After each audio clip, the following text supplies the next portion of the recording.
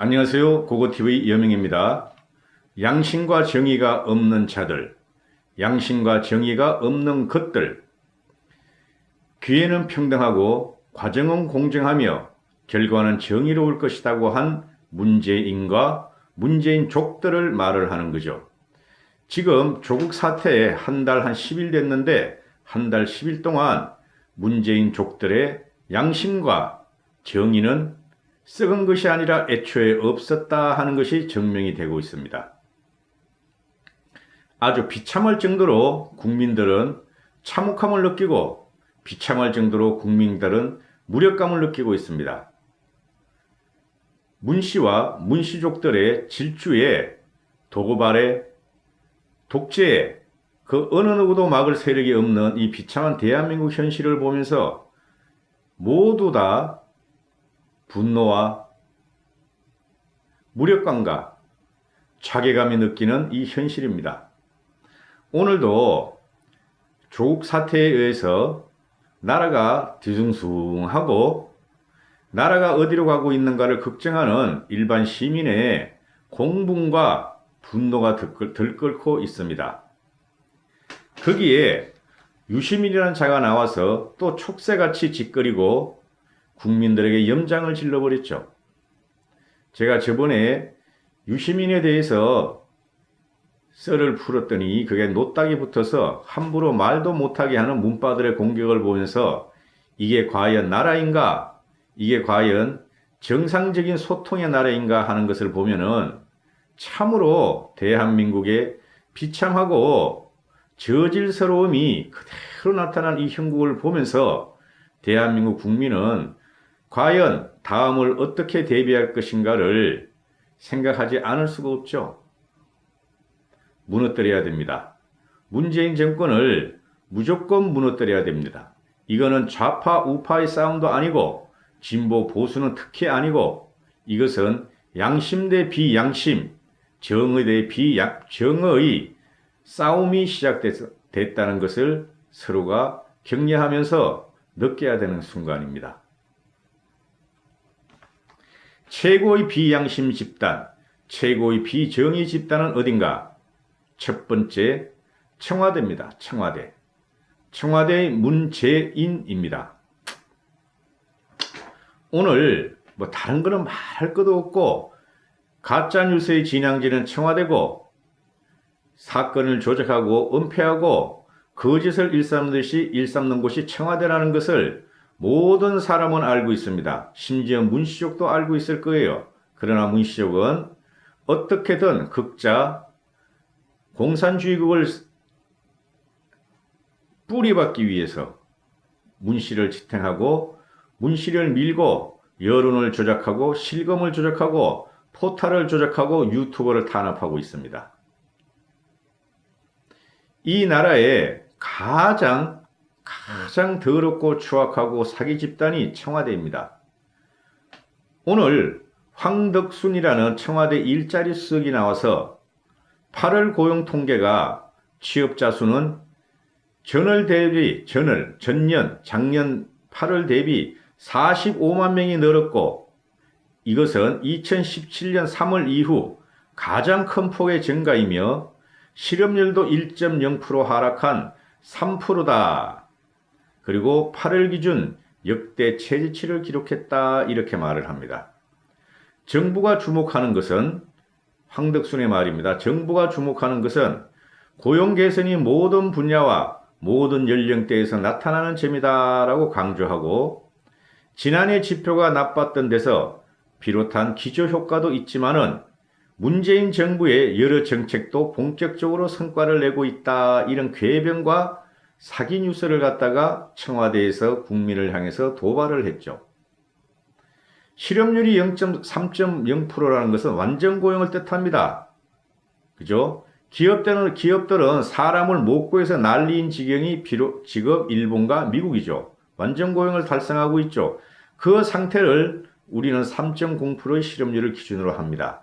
그런 현실은 어떻습니까? 대한민국의 3040은 매달 20, 30만 명씩 일자리를 잃고 3040이 이 나라의 흐리죠. 일자리를 잃고 20대는 30대 초까지는 취업을 못하고 대기업은 고용을 줄이고 대기업은 해외로 기업과 공장을 이전하고 지금 정부가 문재인 정부가 하는 것은 뭡니까? 나라 돈으로 우리 세금을 걷어서 60대 이상 노인들한테 매달 몇십만 원을 주고 일주일에 하루에 한두 시간만 일하고 한 달에 60시간만 일을 하면은 4대 보험을 뺏어 먹으면서 고용 통계로 잡는다는 것이죠. 이런 사기 정부가 어디 있습니까? 그리고 길거리로 쏟아지는 상공사공, 국가경제, 가정경제 흐리들은 상공사공은 문재인의 극렬한 지지자이므로 지탱하는 세력이므로 자기들이 밥줄이 끊기고 직장을 잃어도 문재인이 주는 실업급여로 몇 개월, 6개월, 8개월을 견딜 수 있기 때문에 문재인을 갖다가 여전히 옹호하면서 문재인을 지지하고 있죠. 이게 비참한 현실이고 이게 처참한 대한민국의 현실입니다. 상공사공들은 자기들이야말로 문바를 갖다가 지탱해야 되고 자기들이야말로 문재인 정권을 갖다가 재창출을 해야 되므로 문재인이 자기들한테 어떤 고통을 주더라도 정신적으로 승리해서 이 나라에 문재인 천하를 만들겠다 하는 것이 상공사공들이죠. 비참한 현실이죠. 자기의 먹거리가 뺏기고 자기의 가족이 가난해지는데도 불구하고 문재인을 지지하고 있습니다. 이게 공산주의의 참상이라는 것이죠. 두 번째, 청와대는 문재인 개별 기록관을 172억 원을 들여서 짓기로 결정을 했습니다. 행자부가 청와대 비서관과 이야기하고 결재를 했다는 증거 서류가 나왔음에도 불구하고 문재인이 왜 내 기록관을 짓느냐고 대노했다. 화가 그냥 하늘 끝까지 났다. 나는 원하지 않는다. 이런 식으로 사기를 치고 거짓말을 하는 것을 누가 믿으란 말입니까? 한심하죠? 그죠?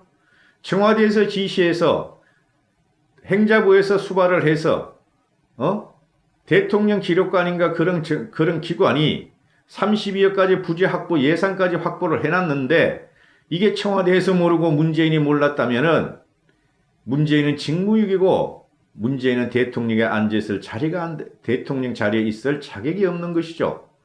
다 아는 사실을 국민들이 거짓말하고 언론에서 확대 재생산한다 해가면서 거짓말을 하는 청와대와 문재인은 이 땅에서 있어서는 안 될 정부라는 것이죠. 세 번째, 조국이가 9월 9일 날 9.9 사태 때 조국이 법무장관이 임명되자마자 조국의 수발을 들은 법무차관과 검찰국장이란 자는 윤석열을 향해서 윤석열 대검을 향해서 윤석열을 제껴버리고 윤석열을 치워버리고 특수부를 따로 만들자, 조국 사건을 다룰 특수부를 따로 만들자 하고 압박과 회유를 했습니다. 윤석열은 단번에 거절했고 이 대검 차장과 대검 검사들은 울분을 토했답니다. 이게 나라냐?